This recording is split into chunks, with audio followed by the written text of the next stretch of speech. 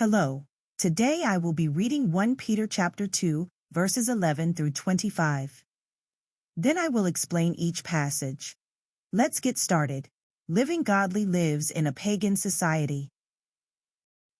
Dear friends, I urge you, as foreigners and exiles, to abstain from sinful desires, which wage war against your soul. Live such good lives among the pagans that, though they accuse you of doing wrong, they may see your good deeds and glorify God on the day He visits us. Submit yourselves for the Lord's sake to every human authority, whether to the emperor, as the supreme authority, or to governors, who are sent by him to punish those who do wrong and to commend those who do right. For it is God's will that by doing good you should silence the ignorant talk of foolish people. Live as free people, but do not use your freedom as a cover-up for evil. Live as God's slaves. Show proper respect to everyone. Love the family of believers. Fear God. Honor the emperor. Slaves, in reverent fear of God, submit yourselves to your masters, not only to those who are good and considerate, but also to those who are harsh. For it is commendable if someone bears up under the pain of unjust suffering because they are conscious of God. But how is it to your credit if you receive a beating for doing wrong and endure it? But if you suffer for doing good and you endure it, this is commendable before God. To this you were called, because Christ suffered for you, leaving you an example, that you should follow in His steps. He committed no sin, and no deceit was found in His mouth. When they hurled their insults at Him, He did not retaliate. When He suffered, He made no threats. Instead, He entrusted Himself to Him who judges justly. He Himself bore our sins in His body on the cross, so that we might die to sins and live for righteousness. By His wounds you have been healed.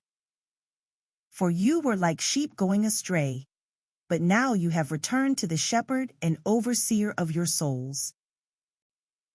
Verses 11 to 12. Live as sojourners and be a good witness. Dear friends, I urge you, as foreigners and exiles, to abstain from sinful desires, which wage war against your soul. Live such good lives among the pagans that, though they accuse you of doing wrong, they may see your good deeds and glorify God on the day He visits us. NIV. Foreigners and exiles. Peter reminds Christians that they don't fully belong to this world. They're citizens of God's kingdom. Abstain from sinful desires. Even though the world is full of temptations, believers are called to resist them. Witness through behavior. The way Christians live should reflect God's goodness, potentially even leading unbelievers to glorify God. 1 Peter 2:13-17. Submit to authority. Submit yourselves for the Lord's sake to every human authority. For it is God's will that by doing good, you should silence the ignorant talk of foolish people. Key ideas. Christians are called to submit to governing authorities, not out of fear or mere duty, but for the Lord's sake. Doing good and obeying laws is a way to disarm critics of the faith. Peter reminds them that they are free, but that their freedom should not be used as an excuse to sin. Instead, freedom should be used to serve God. Respect and honor are due to everyone, especially to the emperor, king, and fellow believers. Verses 18 to 20. Slaves and suffering for doing good. Slaves, in awe of the institution of slavery, reverent fear of God, submit yourselves to your masters, not only to those who are good and considerate, but also to those who are harsh. Context.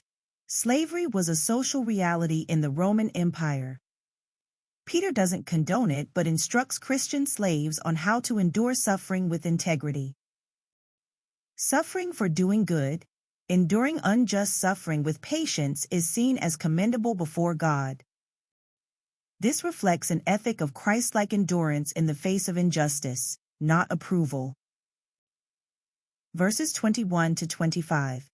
Christ as the example of suffering. To this you were called, because Christ suffered for you, leaving you an example. Jesus as the model. Christ suffered unjustly without retaliation or deceit. Christians are to follow this pattern. He bore our sins.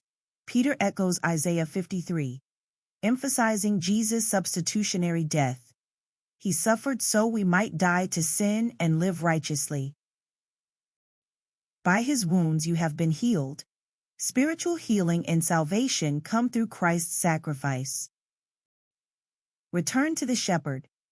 Christians were like lost sheep, but now are under the care of Christ, the shepherd and overseer of their souls. Thanks for watching.